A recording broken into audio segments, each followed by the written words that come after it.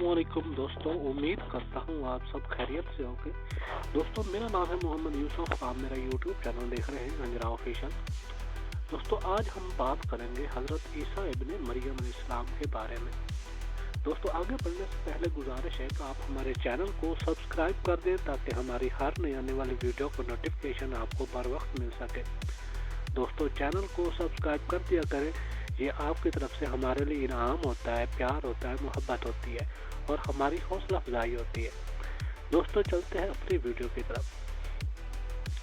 दोस्तों, ईसा इब्ने मरियम, तौरात के मुताबिक ईसा इब्ने मरियम के बारे में ख्याल किया जाता है कि वो बनी इसराइल से खुदा के आखिरी नबी और रसूल है और बनी इसराइल की रहनुमाई के लिए इंजील नामी किताब के साथ अल्लाह ताला की तरफ से मबऊस किए गए मसीहा हैं।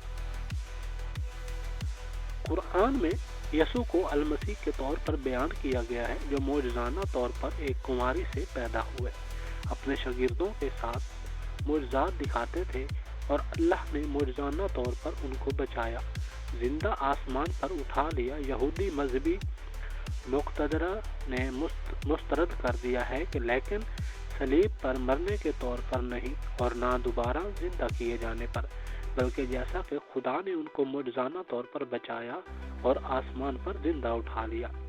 कुरान वाज़े तौर पर और बार बार इस ख्याल को मुस्तरद करता है कि ईसा अलैहिस्सलाम को यहूदी या रूमी हुक्काम ने ना कत्ल किया था और ना वो मसलूब किए गए थे।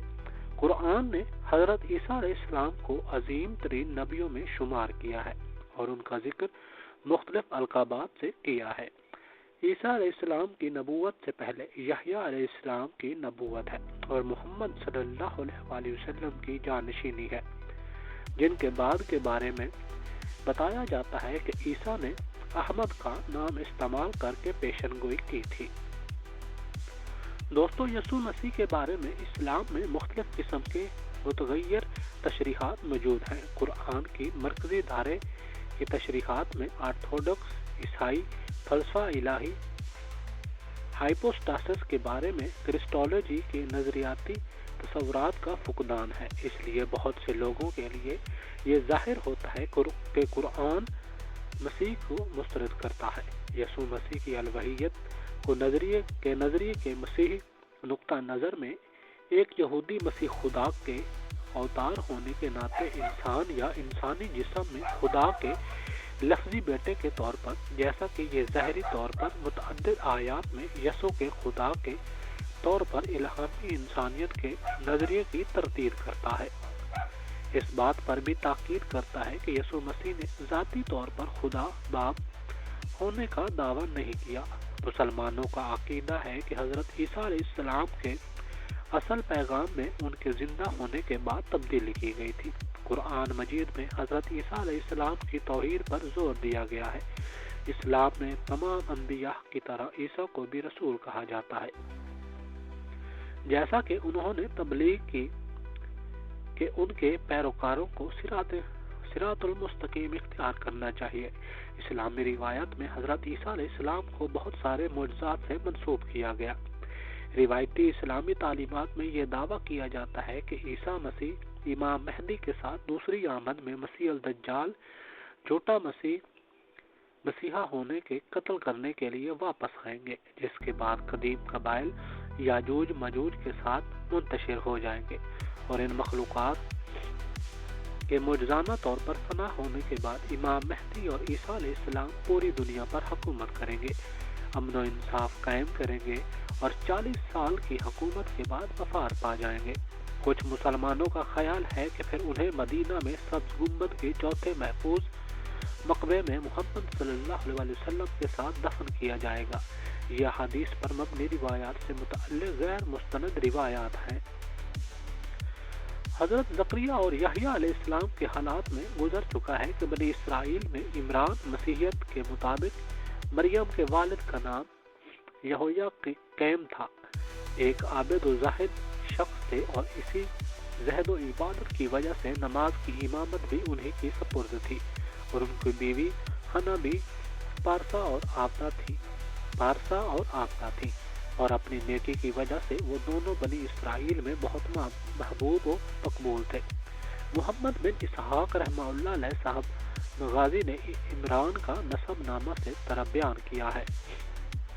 عمران بن ہاشم بن میشا بن حزقیہ بن احریق بن موسم بن عزازیہ بن امسیہ بن یاوش بن احریہو بن یازم بن یحفاشاد بن ایشا بن ایان بن رہبم بن سلیمان بن داؤد علیہ السلام۔ اور حافظ ابن عساکر نے ان ناموں کے علاوہ دوسرے نام بیان کیے ہیں اور ان دونوں بیانات میں کافی اختلافات پائے جاتا ہے، تاہم اس پر تمام علماء انصاف کا اتفاق ہے کہ عمران حضرت سلیمان علیہ السلام کی اولاد میں سے ہیں اور حنا بنت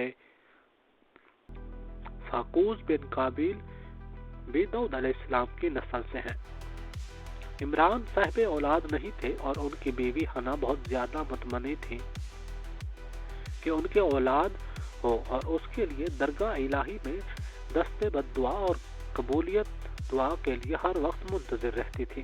کہتے ہیں کہ ایک مرتبہ حنا صحن مکان میں چہل قدمی کر رہی تھی، دیکھا کہ ایک پرندہ اپنے بچہ کو بھر رہا ہے۔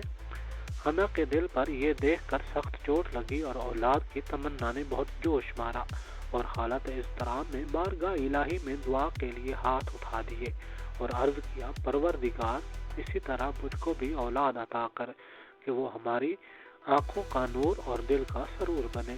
دل سے نکلی ہوئی دعا نے قبولیت کا جامہ پہنا اور حنا نے چند روز بعد محسوس کیا کہ وہ حاملہ ہے۔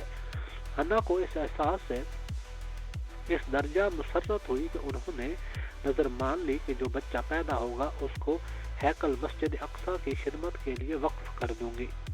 بنی اسرائیل کی مذہبی رسوم سے یہ رسم بہت مقدس سمجھی جاتی تھی کہ وہ اپنی اولاد کو ہیکل کی خدمت کے لیے وقف کریں۔ بہرحال اللہ تعالیٰ نے عمران کو بیوی حنا کی دعا کو شرف قبولیت بخشا اور وہ مسرت اور شادمانی کے ساتھ امید بر آنے کی گھڑی کا انتظار کرنے لگی۔ بشر بن اسحاق کہتے ہیں کہ حنا ابھی حاملہ ہی تھی کہ ان کے شوہر عمران کا انتقال ہو گیا۔ مریم علیہ السلام کی ولادت۔ دوستو یہ تھی ہماری آج کی ویڈیو۔ ہم اپنی آنے والی ویڈیو میں مریم علیہ السلام کی ولادت کے بارے میں بات کریں گے۔ دوستو اگر آپ کو ہماری ویڈیو اچھی لگی ہو تو ویڈیو کو لائک کر دیں، چینل کو سبسکرائب کر دیں تاکہ ہماری ہر نئی آنے والی ویڈیو کا نوٹیفیکیشن آپ کو بر وقت آسانی کے ساتھ مل سکے۔ دوستو ملتے ہیں ایک نئی ویڈیو کے ساتھ، تب تک اپنا بہت سارا خیال رکھیے گا۔ اللہ حافظ۔